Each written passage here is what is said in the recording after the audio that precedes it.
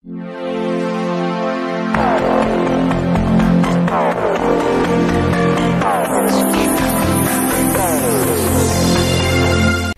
ayan mga gawiks, tayo ngayon ay nandito na, narating na natin yung grotto ng Mount Parawagan, no? So ayan, so dito maraming mga turista na pumupunta, dinadayo din ito dito sa Montalban, Rizal, no? Malapit lang to dito sa Metro Manila. At ngayon tayo ay nandito sapagkat yun nga, dahil sa wala tayong pasok, walang trabaho, nagkakataon tayo na pumunta.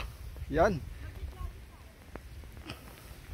So, ang panahon ay maulan. Inulan nga tayo ngayon dito dahil ayan, yung status ng panahon natin medyo baka may low pressure. Kaya tayo ay nabutan ng ulan ngayon dito mga gawiks. Sisilong lang muna tayo. So, ayan yung ilang mga umakyat dito, no, sa grotto. Ayan yung mga kasabayan natin na umahon dito ngayon. Ayan, sa grotto ng Mount Parawagan. So yan ang kapaligiran dito mga gawiks. Kapag ikaw ay makarating dito at maganda ang panahon, walang ulan at walang ulap, walang fog sa mga paligid, makikita natin yung overlooking ng mga kabundukan dito sa Montalban, Rizal. So yan ang nature na magpapaganda sa ating kaisipan, no? Magpapawala sa stress ka sa pag-akyat dito mga gawiks dahil nga paahon nga, pero pag narating mo naman dito, ayan, matanggal naman yung stress mo. So yan, para sa 1 million viewers. Ayan mga gawiks, yung ating kasabayan na umahon dito, umakyat na sa ayan, sagdanan na kahoy. Tumalon ka.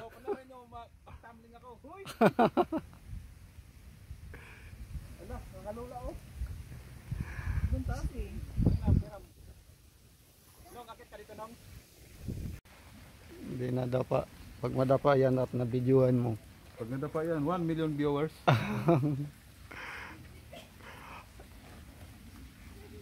Sige lang, baba lang kayo.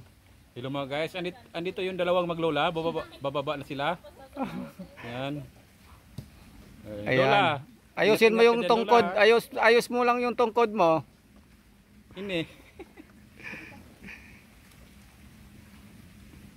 Pauwi na tayo, huwag na kayo mag-alala. Okay na. Kung hindi kayo ganito kasi tiwalay na.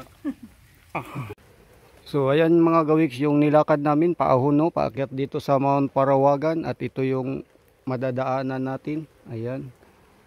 So dito, pag nagutom kayo, pwede kayong magpaluto. Meron ditong pwedeng ipapaluto na nakalagay dito na pwedeng makain pag nagutom ka sa pag-ahon o pag-akyat dito.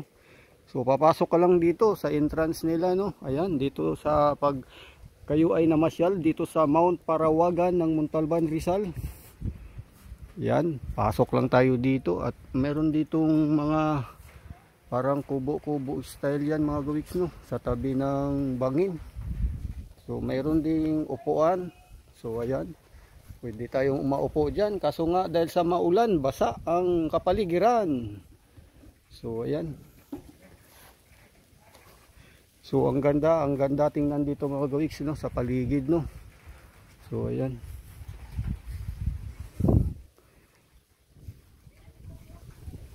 So parang may CR din doon mga gawiks, no. Ayan, may CR doon. So ito yung tanaw o makikita natin, no. Matatanaw natin dito kapag pumunta ka. So ayan. So may beranda. May beranda sa mga kubo-kubo na yero. Ayan. So tayo ay dito nga tayo sa overlooking, no. Ayan. So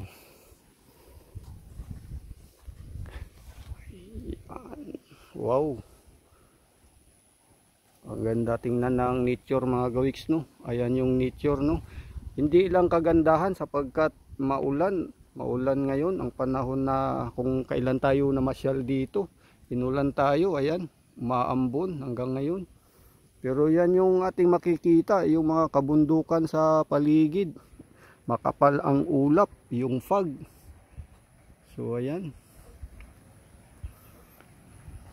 So dito mga gawiks, try natin na pumunta dyan. So yan, isa sa pwedeng siguro baka may charge na arkila dito mga gawiks kapag tayo ay magtagal ng ilang oras dito, mag-camping, parang ganun. So may pangalan, ayan, G. Cabana. So hindi ko sure mga gawiks kung tayo ay pwedeng pumasok dito. May lock kasi dito mga gawiks, no?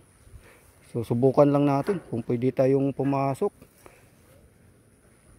Ayan. So sarado lang natin paglabas natin ulit. So ayan nga ang pwede nating ma-experience dito pag pumunta tayo dito sa Mount Parawagan, no? Dito sa Rodriguez, Rizal. So ayan mga gawiks ang loob. So yan, di na tayo papasok dyan mga gawiks, no? Ito, nandito lang tayo sa overlooking na veranda. Ayan. So ayan, kung magpapalipas ka dito ng oras o may mga barkada kayo dito na magpunta, pwede kayo siguro diyan mag-arkila, no? Ayan. So doon tayo banda mga gawiks, no? Papasok ay akyat pa tayo doon dahil pumasok nga tayo dito. So ayan yung pwedeng tambayan din. Ayan ang mga upuan diyan. Kung maganda lang sana ang panahon, ayan yung mga upuan na pwedeng tambayan dito. Yan. Kaso nga lang mga gawiks, kailangan mong magtiyaga akyat dito dahil mahirap, malayo, paahon. So ayan yung ating makikita dito, no? Ayan.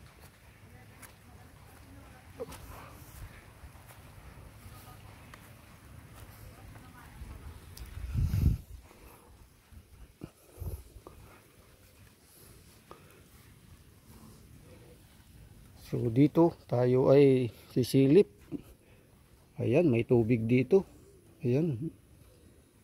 Balon, may tubig.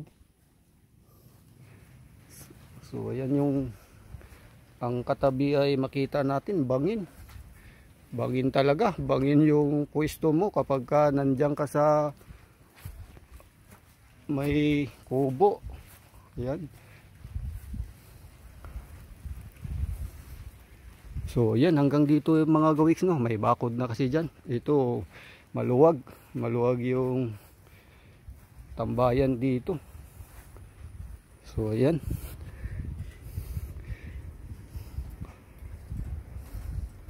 Wow, wow na wow, ito na yung bangin.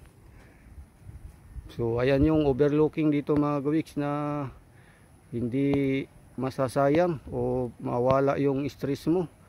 Ayan yung kapaligiran dito, ang kabundukan, ang kapal ng mga punong kahoy, walang kabay-bahay dyan, no?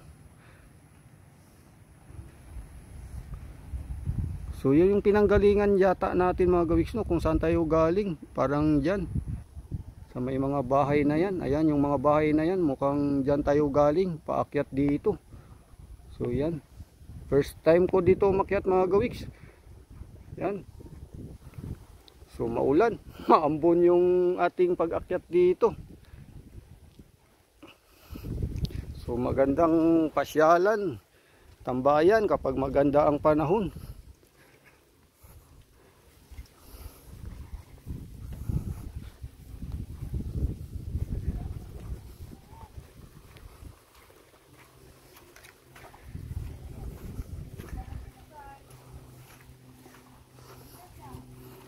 So yan ang mga ating mga kasamang umakyat.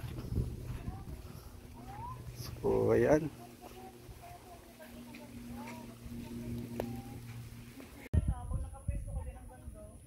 So yan mga gawiks, no, unti-unti na lumiwanag yung kabundukan dahil sa ang ulan ay huminto na. Yung mga ulap na nakatakip doon sa mga bundok ay unti-unti na ring nawawala.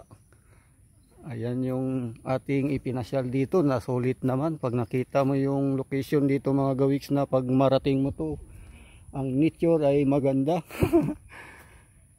So dito mga gawiks, overlooking dito. Makita natin yung bundok at yung sa ibaba, no? Ayan. Dito, yan, sa Mount Parawagan, sa Montalban, Rizal. So, hirap nga lang umakyat dito mga kawiks, no? Dahil bundok. So, ayan naman yung ating makikita dito. Yan ang nature ng kabundukan. Ayun yung mga kabahayan doon sa baba.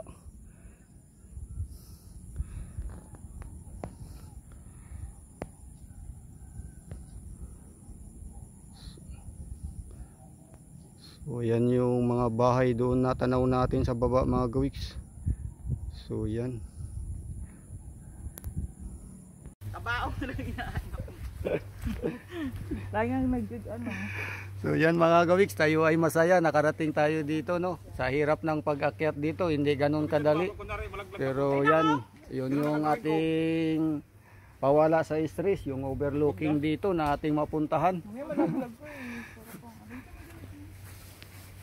Yan.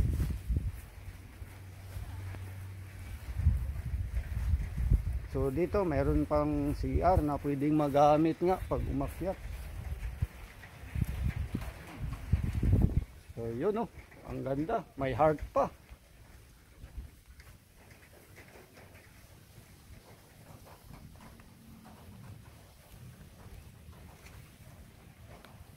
Yun nga lang mga kawiks, tayo ay dito nagsakripisyo sa ulan. Yung ating pamamasyal ngayon dito, hindi kagandahan ng panahon. Pero sulit naman, nawala yung ating pagod, nawala ang stress sa pag-akyat dahil maganda namang tanawin yung ating makikita pagka nakarating tayo dito sa tuktok, no, doon sa grotto, saka sa overlooking. So yun mga kawiks, tayo ay pauwi na ngayon. Babalik na naman tayo doon sa madulas na kalsada. So yun, sa lahat yan, sa mga friends ko, maraming salamat sa inyo na hanggang sa dulo ng aking video tayo ay nakapasyal dito, nakasama ko kayo. So bye bye, yahoo, masayang buhay lang sa lahat dyan.